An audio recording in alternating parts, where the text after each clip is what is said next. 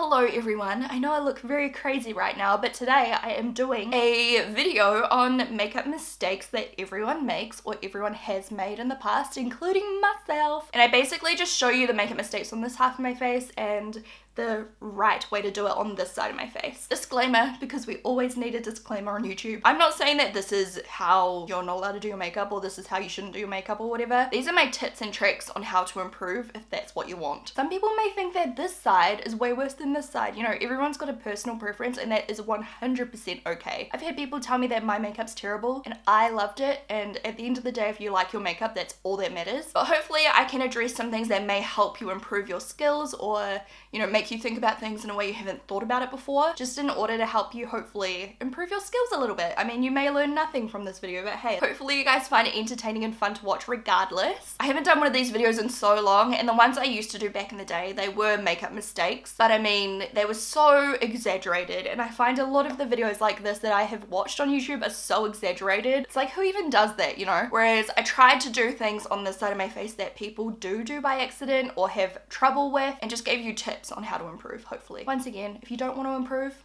screw me, who cares? It's totally personal preference. So all the power to you guys. Enjoy your makeup, have fun with it, and if you want to learn how I got this side of my face done anyway, then just stay tuned. So the first thing you want to do is just make sure your base is nice and clean and fresh. Make sure you've got no remaining makeup on your skin from the previous day. Make sure you've cleansed and moisturized. And I also recommend just making sure that you've exfoliated recently, whether it be that morning or, you know, the previous day or the day before. I find that if I haven't exfoliated my skin for a few days, my makeup goes on a lot more patchy and cakey and it just doesn't look very good. All of those like dead skin cells and everything that build up on your face basically just act as a really uneven base, and all of your makeup is just gonna stick to it and go super cakey and crappy and just not good looking. So that's a really good tip. I've already done that on both sides of my face, but regardless, we're gonna start now and just do half my face good and half my face bad.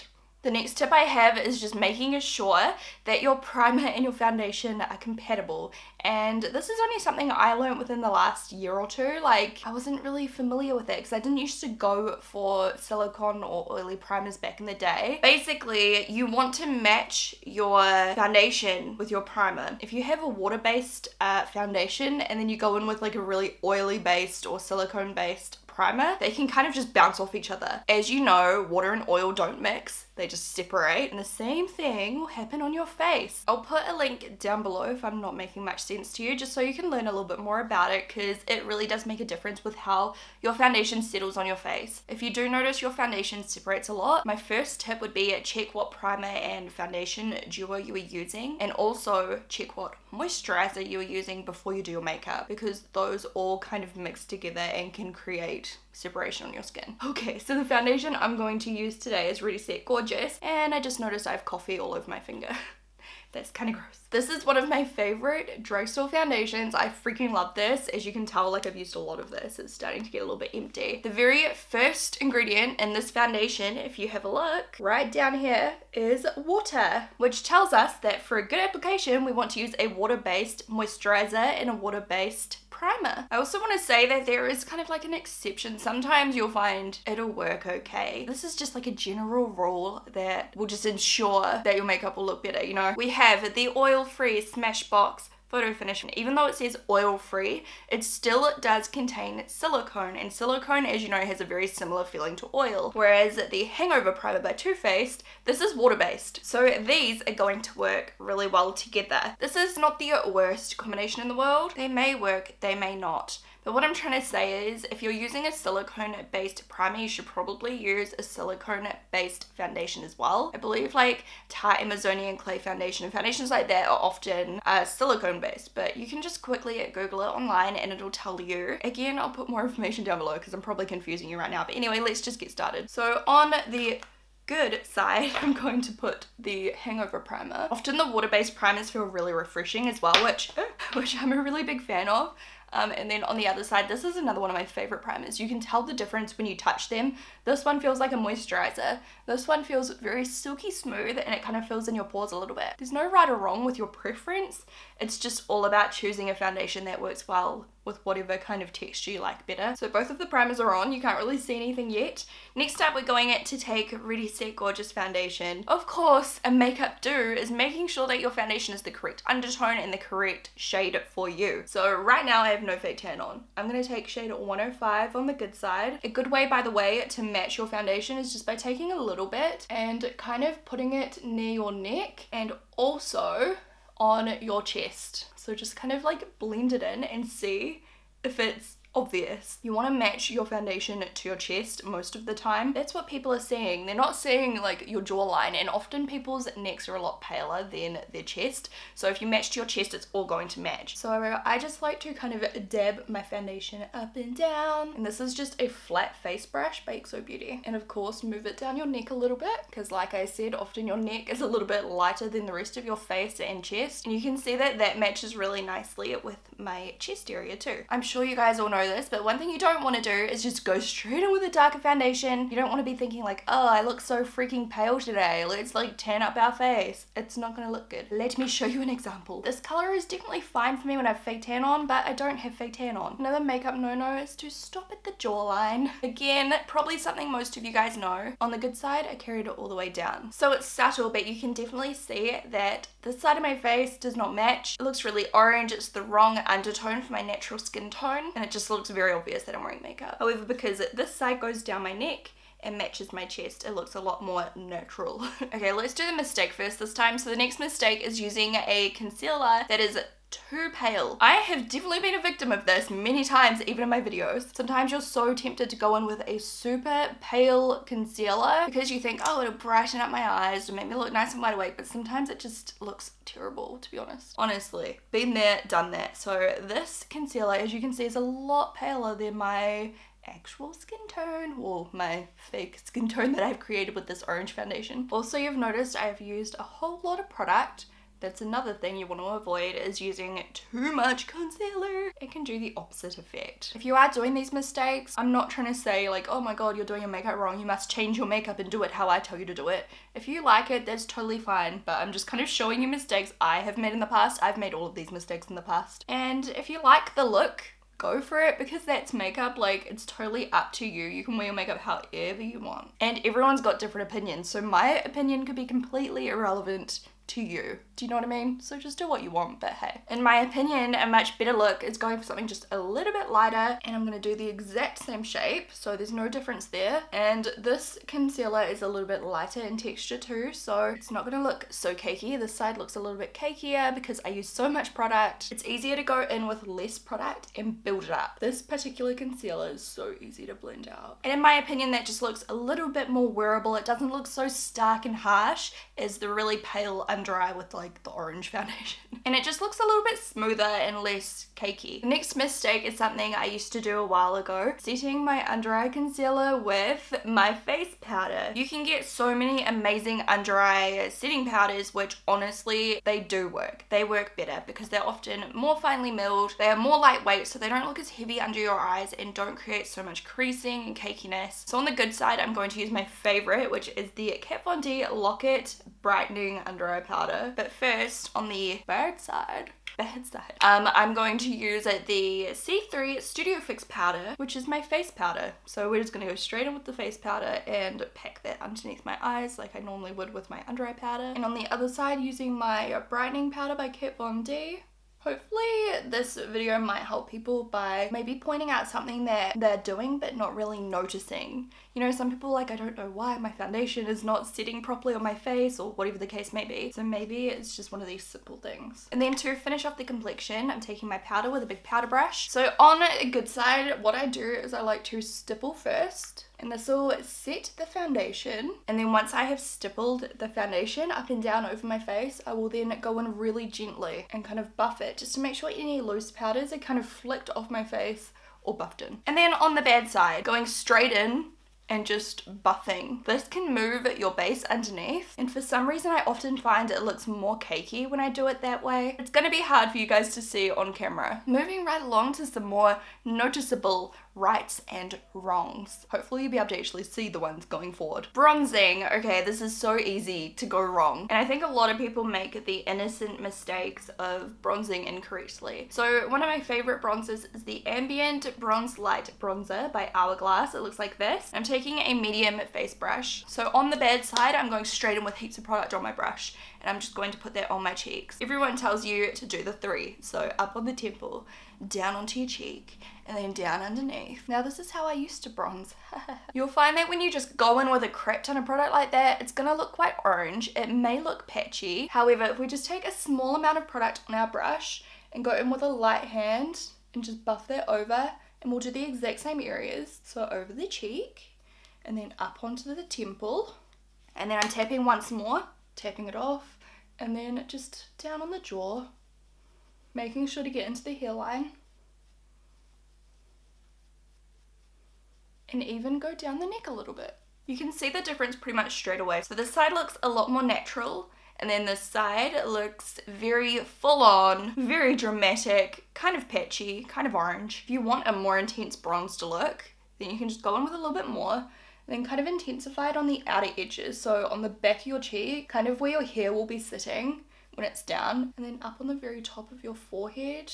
Like keep it darker around the outside and just blend it really, really well. It's just a little bit safer than going all in at once. You don't need to do that. Contouring. Obviously, I know most of you guys will already know this trick, but just in case there's anyone out there that may be doing this and is wondering why their contour does not look good, taking your brush to contour using your orangish bronzer. Orangey bronzers can be very pretty. Like on this side, it just warmed up my complexion and made me look a little bit more like suntan, sun-kissed, whatever you want to say. A little bit more glowing and healthy. But when it comes to contouring, you want to use something that looks more like a shadow. This is not the color of a shadow. This is like orangish. So if you put it on where you need to contour, it's going to look not natural at all. It's just gonna look orange. It's just gonna look like a big orange stripe on your face. However, if I wipe off my brush and go in with a color like this one, see how this one's a little bit more like gray? That's what we want. We don't want anything too warm. So this one's a nice and cool tone, like a shadow.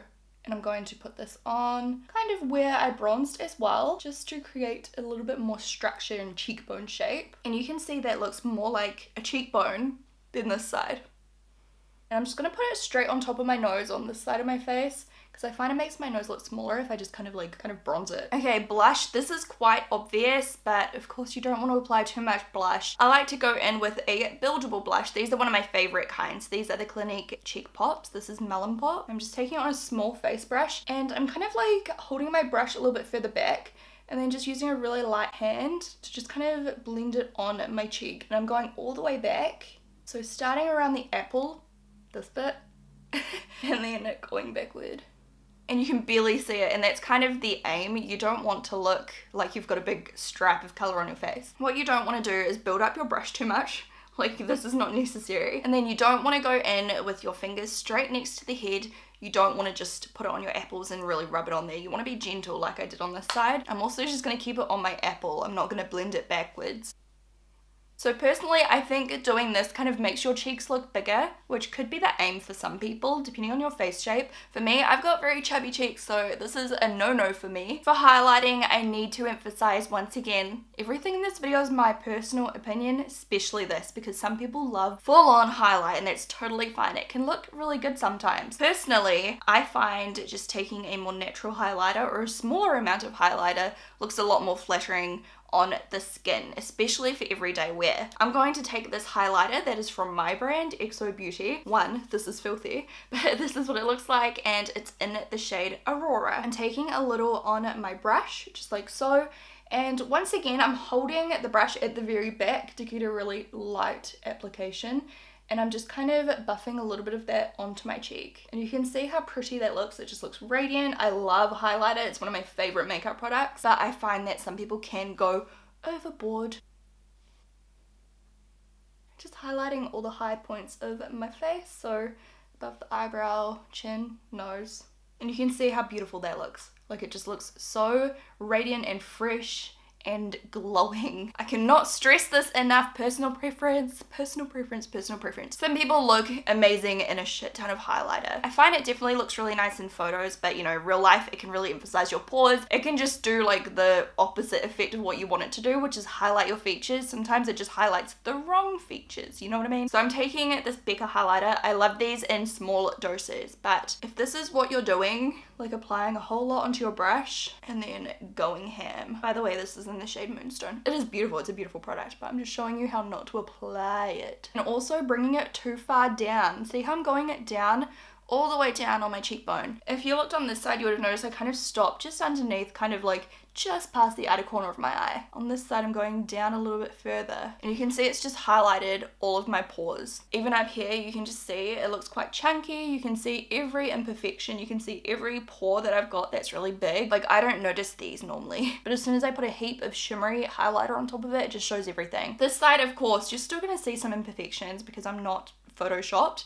This is like my natural skin, but you can see it just glides on top. And because I used less product and just kind of focused it where I needed to, it is highlighting my features. It's not highlighting the wrong features like on this side. Don't get me wrong, you could still use this highlighter and get a terrible effect. It is definitely down to the application as well. And if I do the same thing, put it above my eyebrow like I did on the other side, on the tip of my nose, which I actually love these for the tip of the nose.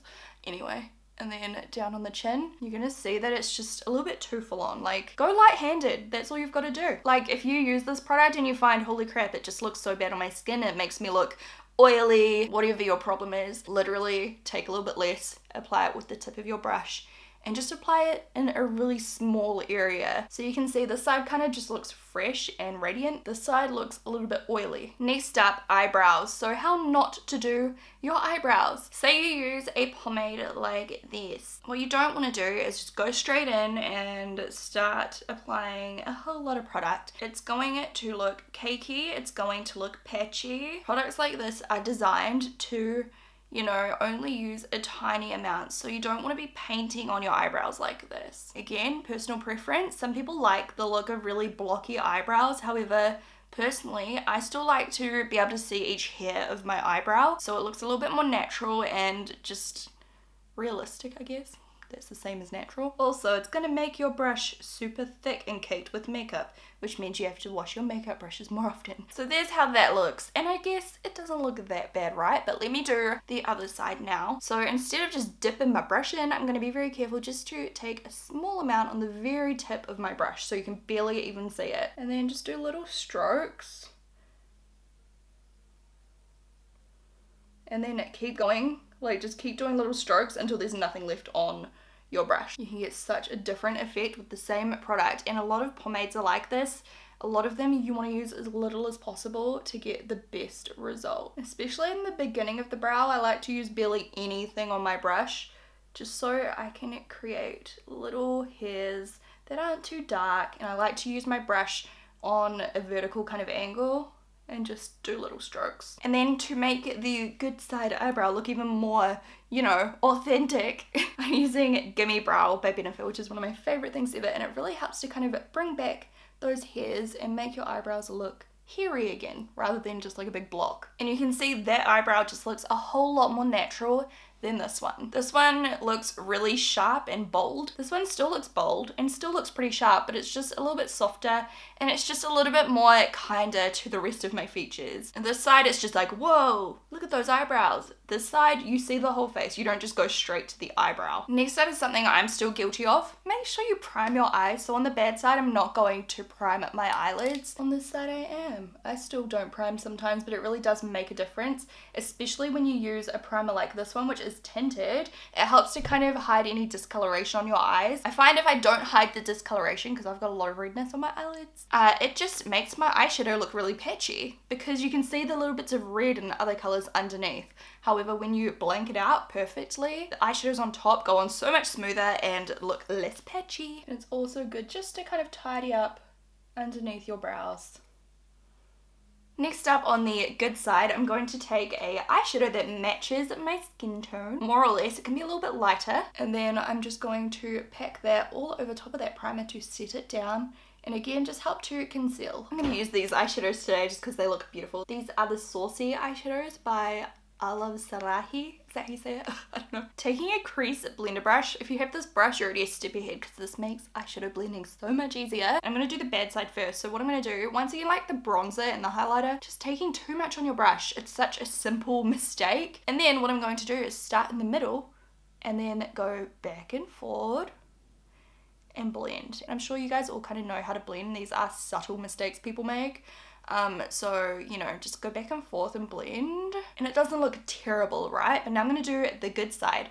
So I'm going to take one tap, and instead of starting in the middle of my eye, I'm going to start where I want the darkest part of my eye to be, which is always the outer corner, or often the outer corner. Where you first place your brush is going to be the place where the most eyeshadow is going to stick. If you start in the middle, you're going to have the most eyeshadow stuck in the middle. If you start on the outer edge, the most eyeshadow is going to be stuck in the outer edge. So starting here, and then blending in. And you can see I've got a lot less product on my eye, but I'm just going to take my time and blend that. I'm going to go back in with one more tap.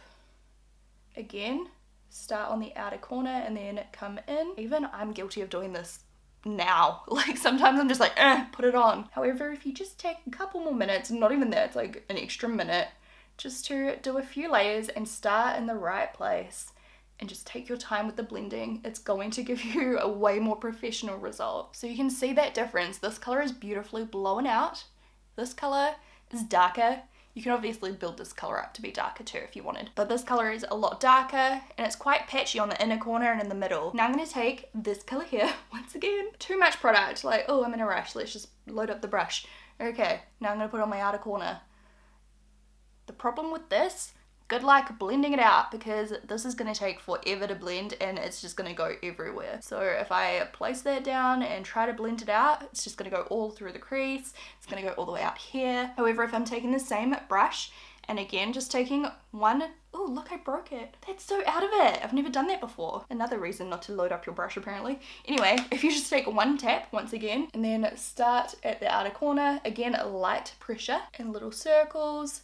The product's not going to go as far. It's not going to go like all the way out here because you don't have as much product on your brush. And because of the lighter pressure that you're putting on your brush, you're not sending the bristles splaying all out, which means that the product stays in one place. And then you can start kind of moving that into the crease, again, starting on the outer crease and just buffing that in. Now I'm going to take this color here because it looks really fun with an eyeshadow brush. I like to pack this on when I do my eyelids, so just doing a few taps in there and then applying it directly to the eyelid, kind of going up to the crease. And then if I do the same on the other side, you know, you can't really go wrong with the eyelid color. And then on this side, I'm not going to blend it out. This is just a common mistake people make. It's a very simple one. I've done it a million times too, but just making sure you go back in with that brush and just buff out any edges just to make sure that there are no harsh lines. This also completely depends on what look you're going for though. Like sometimes you might be going for a harsher look. Makeup is art, there's no right or wrong, but you know, if you're just going for the everyday blended natural eye, not like this is natural, but you know what I mean, then yeah, blending is key. If you are aiming to brighten your eyes, of course again this completely depends on what look you're going for, but if you're just doing an everyday look and you want to brighten up your eyes, some people may think immediately go straight to white eyeliner. Now this does work, it makes your eyes look bigger, but it also is very harsh. If you want to make your eyes look a little bit bigger, more naturally, and just make them look brighter, then a better solution is to go with a nude. And this is going to take away the redness out of your waterline, and it's going to just make your eyes look a lot brighter, like I said. You can see the difference. Again, totally depends what look you're going for, but that's just a good little trick. You know, if you do find that you're like, why does this look so crazy? Mascara. Now, how much can go wrong with mascara? One way I see people putting on their mascara is like this, just sweeping up,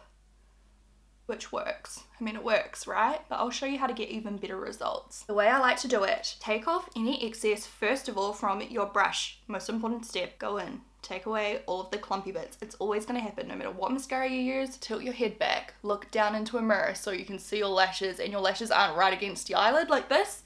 When I was going like this, you've got more of a chance of hitting the back of your eye makeup and ruining your makeup. You guys have seen my makeup tutorials. I freaking ruin my eyeshadow all the time with my mascara, but this just helps avoid it a little bit better. And then what I'm going to do is rotate the wand underneath. So I'm taking it, I don't know how to show you this. So I'm kind of like winding it like this. So I'm rotating the bristles into the root of my lash. A lot of people miss the roots. So tilting your head back, rotating into the root, kind of look away from the wand if you're a little bit scared of hitting your eye, and then blink into it.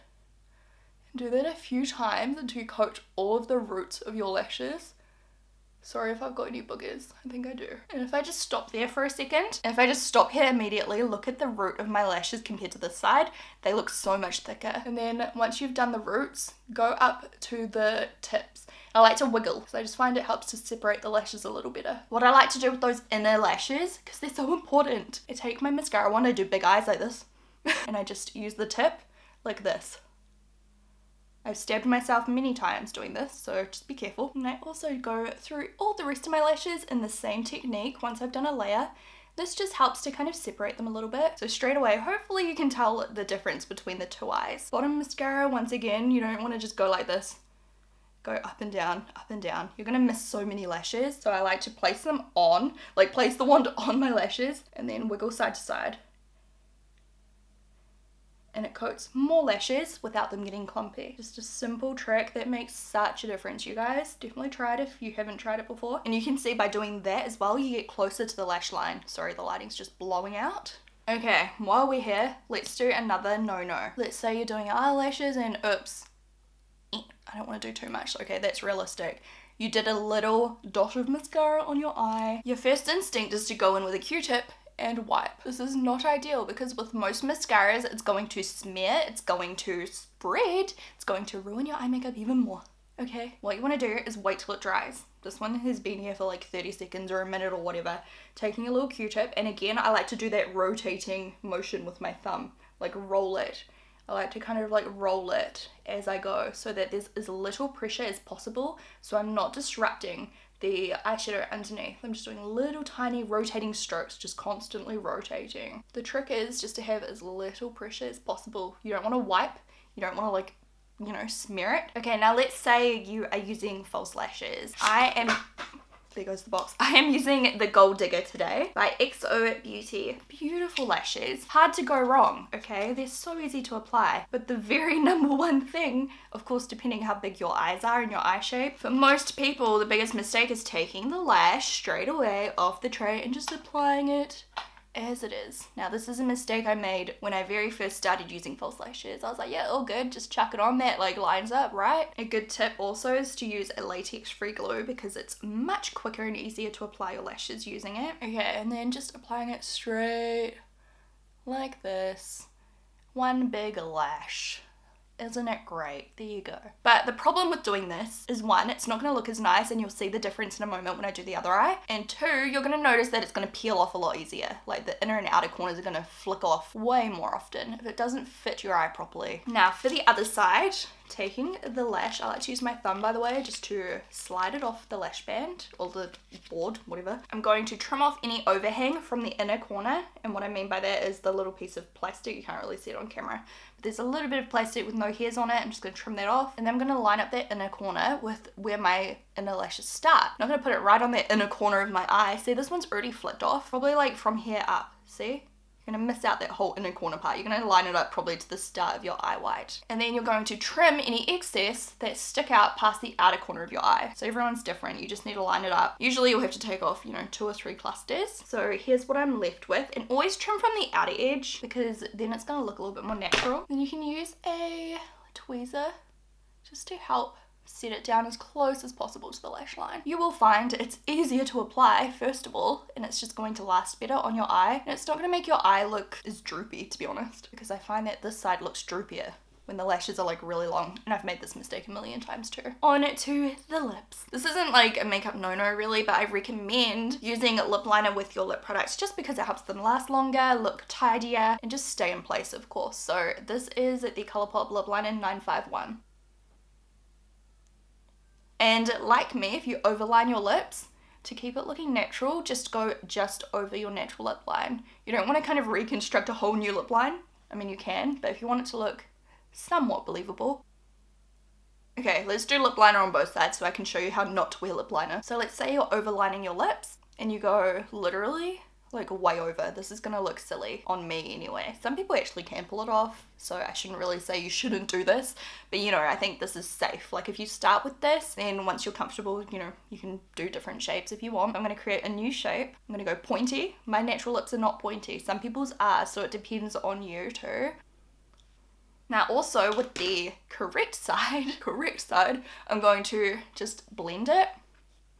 You can use your finger or a brush or just rub your lips together. And on this side, I'm going to leave it harsh. By the way, another point with the lashes, it kind of hurts when they stab you in the inner corner. So that's another reason why you don't want to put them too close. Anyway, now I'm going to take a nude lipstick. This is Ubuntu by XOBEAUTY. On the wrong side, just applying it and not blending it with their lip liner. You can see they don't match, but there is a way to make it work. Once again, it definitely depends on personal preference. Some people rock this look. I've seen it been done. But for me, this is how I do it.